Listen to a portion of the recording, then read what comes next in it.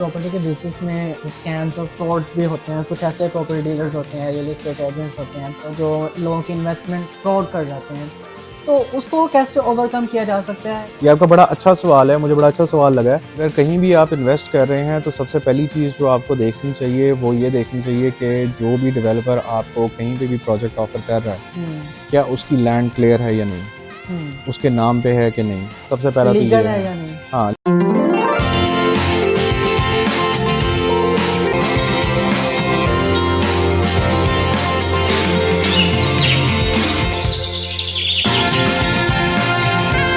अस्सलाम वालेकुम and very good morning, welcome to Jago Sahiwal. मैं हूं अमान शाहिद, आपको खुशामदीद कहते हैं। और आज हम लाहौर में मौजूद हैं और आज के प्रोग्राम में हम बात करेंगे प्रॉपर्टी रियल एस्टेट के हवाले से, क्योंकि सुनने में आता है और ये एक बड़ा लोगों का पॉइंट ऑफ व्यू है कि लाहौर में प्रॉपर्टी बनाना बहुत मुश्किल है, it's not an easy task. तो ये कैसे इवेलुएट होगा और ज़रा हम इस पर हम डिटेल से बात करेंगे। हमारे साथ मौजूद है तलहा राजपूत जो कि CEO हैं फ्रंट मार्केटिंग के। अस्सलाम वालेकुम सर, कैसे हैं आप? अल्हम्दुलिल्लाह, आप सुनाएं।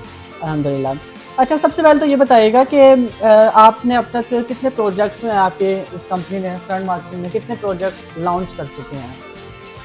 For me it's been 12 years. मैंने कोई आई थिंक 50 से ज़्यादा मैंने घर बना के बेचे हैं। अच्छा। कमर्शियल प्रॉपर्टीज़ में मैंने कुछ 6 से 7 बनाई हैं, और जो अपार्टमेंट्स का कॉन्सेप्ट है, जो मिक्स्ड यूज़ बिल्डिंग्स हैं, उसके अंदर ये मैं अब 3rd अपना प्रोजेक्ट बना रहा हूँ आईफिल टावर के पास।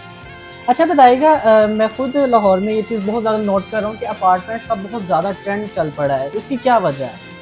अपार्टमेंट का ट्रेंड इस वजह से चल रहा है क्योंकि एक तो मैक्रो लेवल का रीज़न है और एक माइक्रो लेवल है। मैक्रो लेवल पे ये है कि इस टाइम पे जो रूरल टू अर्बन माइग्रेशन है, जो छोटे शहरों से लोग लाहौर को मूव कर रहे हैं और जिस तरह से लाहौर एक्सपैंड कर रहा है, उसके अंदर अगर हम इसी तरह से एक्सपैंड करते जाएंगे तो हमारी ग्रीन लैंड जो है, एग्रीकल्चरल लैंड, वो खत्म होती जाएगी। ऐसे ही है। मसलन कि आपकी 24 करोड़ की आबादी अगर 30 करोड़ की हो जाती है और एग्रीकल्चरल लैंड आपकी 30 करोड़ लोगों को पाल सकती है, वो कम पे आ जाती है, तो आपके लिए सर्वाइव करना बड़ा मुश्किल हो जाएगा। बहुत से चैलेंजेस फेस करने पड़ेंगे और बहुत सारा हाउसिंग सोसाइटीज हैं, ये बहुत ज़्यादा एक्सपेंड हो रही हैं। बहुत ज़्यादा एक्सपेंड हो रही हैं। दूसरा रीज़न ये है कि इंडिविजुअल लेवल पे अगर आप देखें तो इन्वेस्टमेंट्स के लिहाज से जब हम एक प्लॉट परचेज करते हैं तो उसमें सिर्फ वैल्यू एप्रिसिएशन है। अपार्टमेंट्स के अंदर वैल्यू एप्रिसिएशन भी है, इसके अलावा रेंट भी बहुत अच्छा जनरेट होता है। दैट्स व्हाई जो हालांकि इन्वेस्टर्स हैं तो उनका इस हवाले से बहुत ज़्यादा एक्सपोजर है। इन्वेस्टमेंट करें, प्रॉपर्टी में करें, और प्रॉपर्टी जो है वो आपको पे बैक ज़रूर करती है। उसमें जो चांसेस ऑफ लॉस है वो बहुत माइनर होते हैं। दैट्स व्हाई ये रीज़न है। ये रीज़न है क्योंकि एक छोटा टिकट साइज है as compare to other properties. मसलन कि आपने कोई प्रॉपर्टी परचेज की है, लेट्स सपोज 80 लाख रुपए की, तो वो आपको 50,000 रेंट दे रही है, which is a very good rent. सही है। अच्छा, मैं यहाँ पर एक और चीज़ बड़ा नोट कर रहा हूँ कि मैं जिस बंदे से भी मिल रहा हूँ तो वो यही कहता है कि हमने एयरबीएनबी पे बुक करवाया है। एयरबीएनबी, ये एयरबीएनबी क्या है, क्या चीज़ बुक करवाते हैं और इसका मतलब कि क्या बेनिफिट होता है? एयरबीएनबी बेसिकली एक ऐप है। जिस तरह से पहले किसी टाइम पे टैक्सी चलती थी तो उबर ने आके उसको जो है वो ख़त्म कर दिया, इसी तरह से होटलिंग इंडस्ट्री का जो एक रिप्लेसमेंट है वो एयरबीएनबी है। क्योंकि यहाँ पर ठोकर से अगर आप आते हैं रायवन रोड और कनाल रोड के ऊपर, तो सुंदर तक कोई होटल एग्जिस्ट नहीं करता। तो जब लोग आते हैं, कोई वेकेशंस के लिए आते हैं, फॉरेन से कोई आ जाता है या इनकी इंडस्ट्रीज की कोई डेलीगेशन आ जाती है, तो उन्होंने जब शॉर्ट टर्म पे कुछ बुक करना होता है एज अ होटल के एक अल्टरनेट बुक करना होता है, तो वो फिर लोग अपने अपार्टमेंट्स को उसको रेंट आउट करते हैं। और मैंने जितना सुना है कि 1 बेड अपार्टमेंट से लोगों ने 1.25 लाख 1.5 लाख रुपए भी कमाया per month. It's a huge amount. आपने अभी कहा कि आपका आईफिल टावर के सामने एक प्रोजेक्ट हो रहा है, तो उसमें आप बताइएगा उस प्रोजेक्ट में आप क्या क्या ऑफर कर रहे हैं, जिससे आपने कहा कि हम रेंट आउट कर सकते हैं और रेंट से हमें मतलब कि इतना ज़्यादा अर्न हो सकता है, मिनिमम और मैक्सिमम 1.5 लाख। तो जो आपका प्रोजेक्ट है वो ये चीज़ ऑफर कर रहा है? बिल्कुल कर रहा है। इसके अंदर जो एक चीज़ मैं आपको बताता हूँ रेंटल पॉइंट ऑफ व्यू से, कि इस बिल्डिंग के अंदर जो बाकी प्रोजेक्ट्स हैं उससे जो डिफरेंट है वो ये है कि हमारी जो कमर्शियल और रेजिडेंशियल की एंट्रेंस है वो सेपरेट है।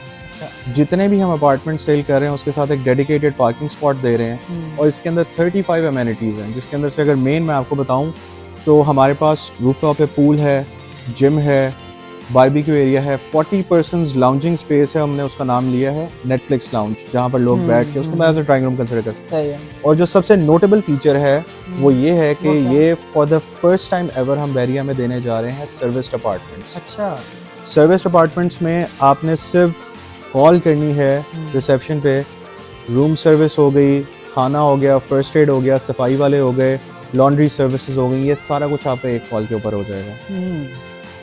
अच्छा ये बताइएगा, हमने देखा है प्रॉपर्टी के बिजनेस में स्कैम्स और फ्रॉड्स भी होते हैं। कुछ ऐसे प्रॉपर्टी डीलर्स होते हैं, रियल एस्टेट एजेंट्स होते हैं जो लोगों की इन्वेस्टमेंट को मतलब के फ्रॉड कर जाते हैं, तो उसको कैसे ओवरकम किया जा सकता है? और लाइक ये तो एक बड़ा जनरल क्वेश्चन मैं आपसे कर रहा हूँ कि अगर किसी ने आपके प्रोजेक्ट में इन्वेस्टमेंट करनी है तो आप उसको कैसे अपना उसका जो इंटरेस्ट है वो आप कैसे गेन करेंगे?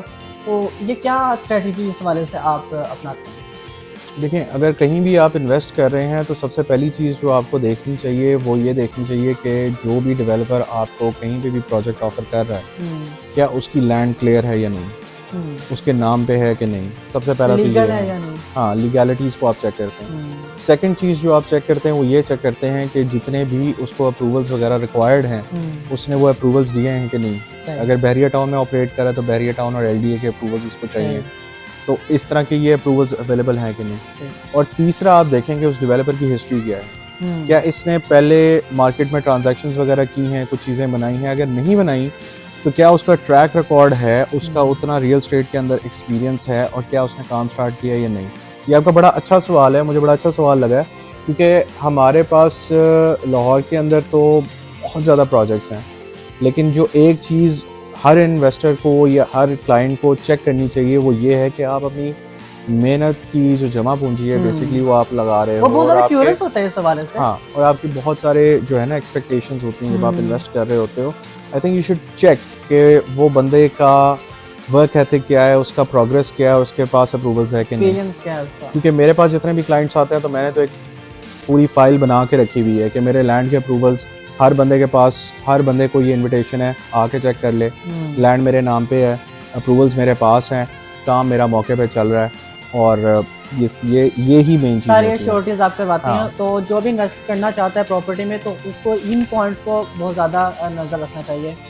और ठीक है, लास्ट में बताइएगा रियल एस्टेट में प्रॉपर्टी के बिजनेस का स्कोप क्या आप देखते हैं? कोई है स्कोप? अगर कोई अपना बिजनेस इस हवाले से प्रॉपर्टी में स्टार्ट करना चाहता है तो आप उसको क्या मैसेज देना चाहेंगे? उसको कौन कौन सी जो एक बिगनिंग पॉइंट्स होते हैं उन पर गौर करना चाहिए, उनको मद्देनज़र रखना चाहिए इन्वेस्टमेंट करते हुए खासतौर पर? दो डिफरेंट चीज़ें हैं, एक है फॉर एन इन्वेस्टर और एक है for someone who is starting as a real estate agent. अगर तो कोई रियल स्टेट एजेंट के तौर पे स्टार्ट करना चाहता है, yes this is a good field, क्योंकि हमारे पास पाकिस्तान में 3 ही इन्वेस्टमेंट के मोड्स हैं, या रियल स्टेट है, गोल्ड है और आपका जो है स्टॉक मार्केट है। इसके अलावा कोई इन्वेस्टमेंट प्रोडक्ट नहीं है हमारे पास। और इनमें लॉसेस के चांसेस बहुत कम होते हैं एज कम्पेयर टू दोज।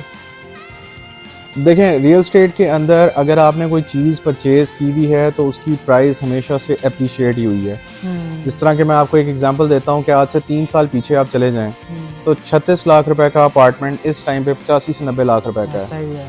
ठीक है, तो मेजर जंप्स आए हैं उसके अंदर। यू हैव टू बी बहुत, अगर आप केयरलेस होंगे तो आप प्रॉपर्टी में नुकसान करेंगे। सस्ती फाइलों की तरफ मत जाएं, जो डेवलपर सिर्फ बातें करते हैं उनके पास मत जाएं, आप सेफ एंड सिक्योर उसको लेके चलें। You would make a lot of money in real estate. It's a good field. What you should do is के अगर आप रियल स्टेट की फील्ड में आके काम करना चाहते हैं 2 से 3 क्रेडिबल बंदे ढूंढें और उनके साथ काम करें, और वो काम करें कि जिसमें क्लाइंट्स आपके लॉन्ग टर्म आपके साथ चलें।